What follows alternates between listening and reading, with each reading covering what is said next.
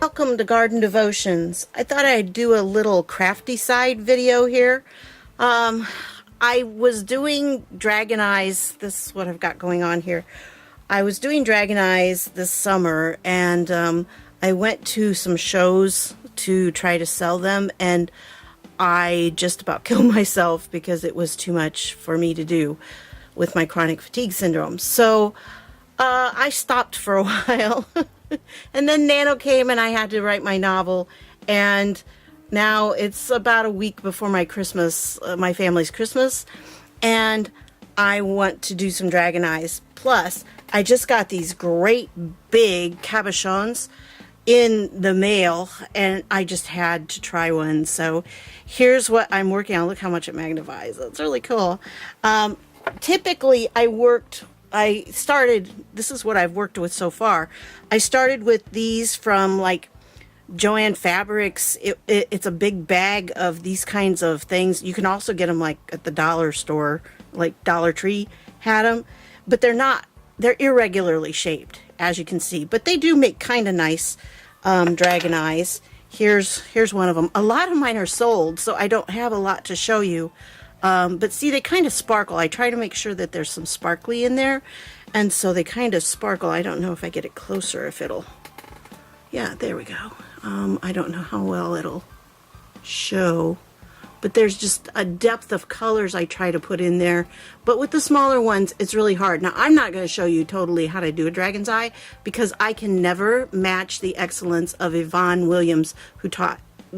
I watched the video that she has on the, I think it's called Eye of Sauron tutorial, and she's just an amazing artist.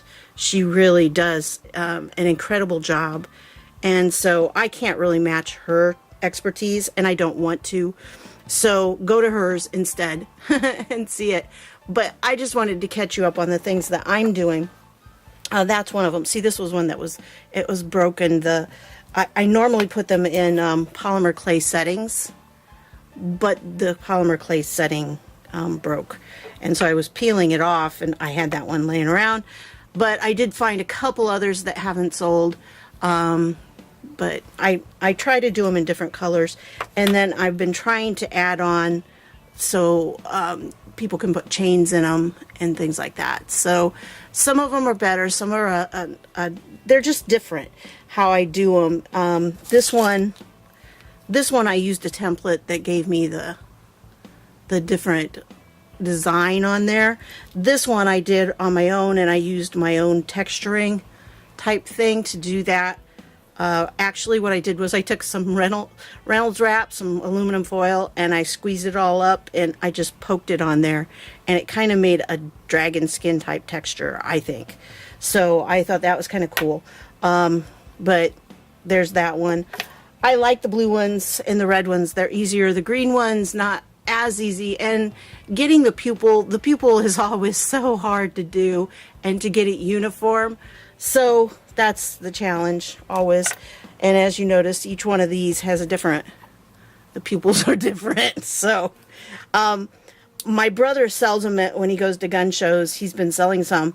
And he had people that said, you need to do them in pairs. And it's like, do you know how hard these things are really to match, to do in pairs?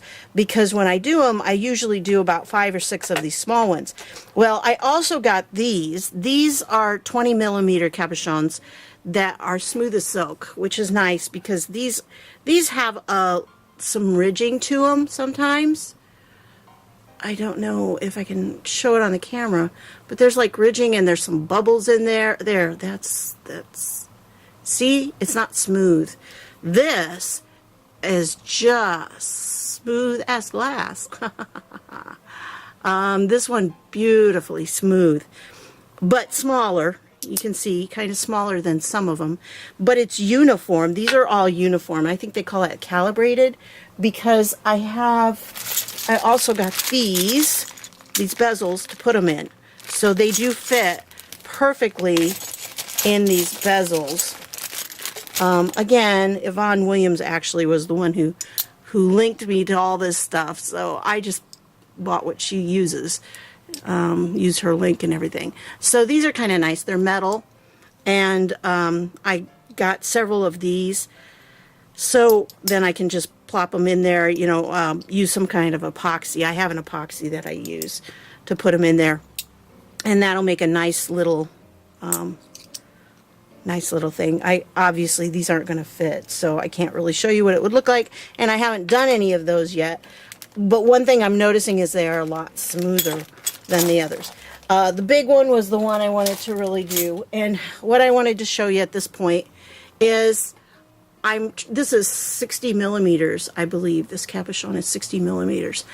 What I try to do is I try to feather in different colors. And again, Yvonne's the one that I learned this from, so go watch her video because it's really worth it.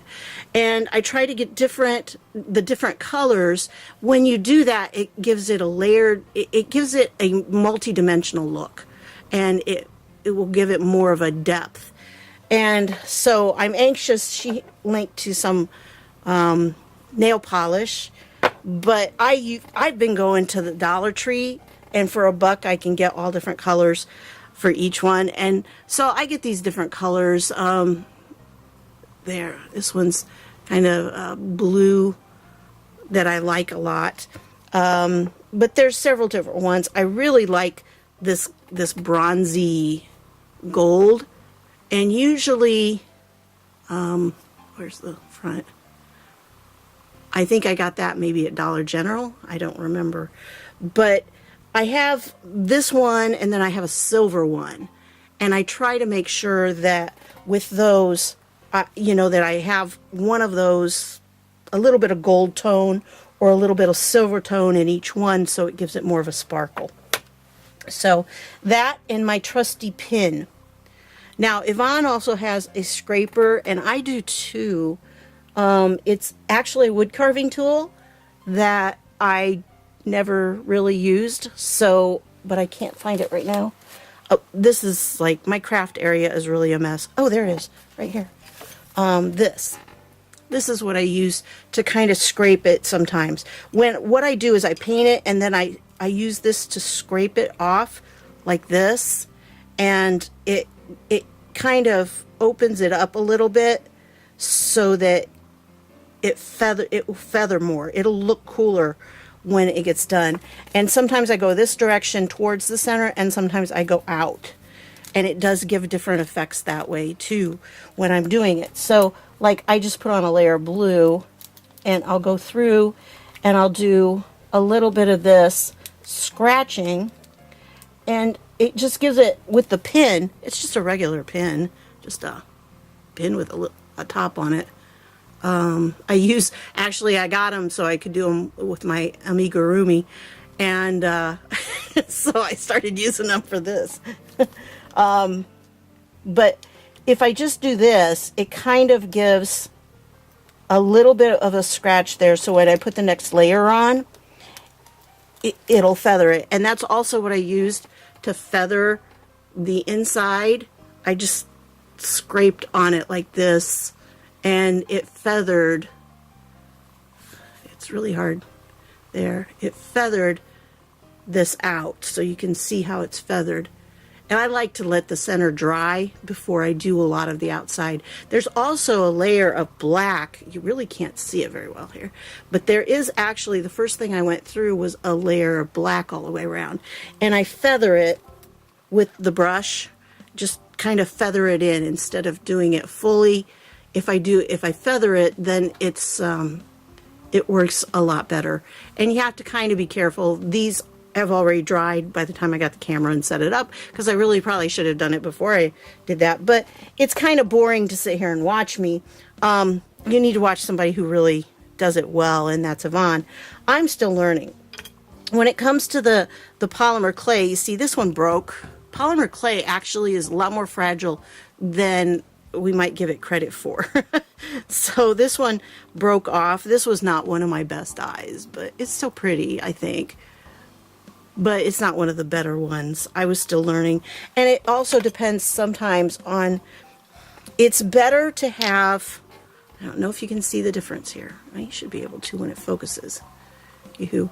Okay, this one you see is really a clear polish with these blue sparklies suspended in it. This one, though, it's mixed in with the color. This is much finer. If you put this on, you're going to be seeing those a lot bigger than if you put this on. This will give it a sparkly look, but it's not going to be the same. It's a different type of sparkle. And I really prefer this kind where it's really embedded in there than this kind where it floats. But there are uses for both, and there's ways that you can use both to enhance your project. So that's what I'm working on right now. I still have the dragon sculpture that I have not really done much more on. I did add some layers. I got the wings attached, but I haven't added any more to it. Again, things just, it snowballed, and I got so tired I really couldn't do much. So I'm hoping now that it's kind of winter and it snowed a lot today, and I'm just kind of stuck inside, and this is a nice project for being inside, although you don't want to do it for too long because this nail polish smell can really get to you. So I just wanted to show you what I'm doing, and I will put this on at the end and I'll show you how far I've come. So here is where I am now, and I'll show you when I get done, okay? See you in a bit.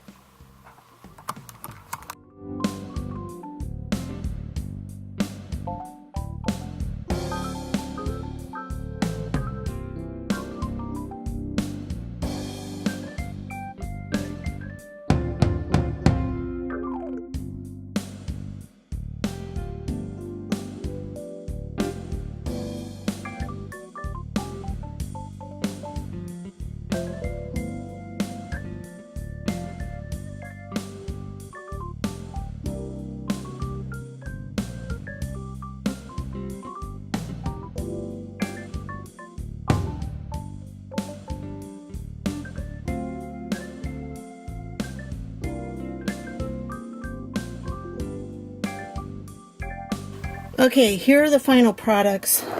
Well, trying to do this in a way I can show them, but not have them fall over the place. Okay, as you can see, there's lots of different layering, different coloring. They look cooler in person, really. But over here I have the smaller ones, and I put a little extra black on the outside of these.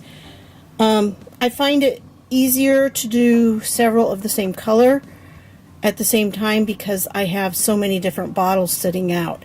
And this way, you know, there's 4 or 5 or 6 different shades that I'm working with. And so this way I've got the shades I need, and I can also work with them a little bit easier on my surface. So there they are. I don't recommend leaving them like they are right now until they've fully cured. The back still is sticky for a long time, so keep them on the face. But I wanted to show you what they look like. And like I said, you've got just lots of depth, lots of color. It all depends on how much scratching you do and how you put them in, but you'll notice that like all of them look different. So each one is unique in how you do it. And I really like the big one, but I think I'm going to add a wider border of some of the darker colors before I do more of the inside, because I don't have quite as much contrast between the different colors as what I want. And I just dropped one of the small ones. So there we go. That's what they end up looking like. And this one is the 60 millimeter. These are 30 millimeters. And they'll fit in the little cabochon, or the little basils that I have, that I got with them, the metal basils. So, Christmas presents. Now today I'm going to work on some green ones and some red ones. I don't know how much I'll get done because I'm not feeling real great today, but hey, that's par for the course, right? But I also have a bracelet, a stretchy bracelet, about half done, so that'll help too. But anyway, that's it for the dragon eye painting. Thanks again. I'll leave the link to Yvonne Williams' Eye of Sauron tutorial down in the box below, so you can see where it is. And I highly recommend hers because she's been doing this for years. I just started a year ago. So, you know, check her out. See what she's got. She does a really good job with her tutorials. So, see you later. Thanks for stopping by.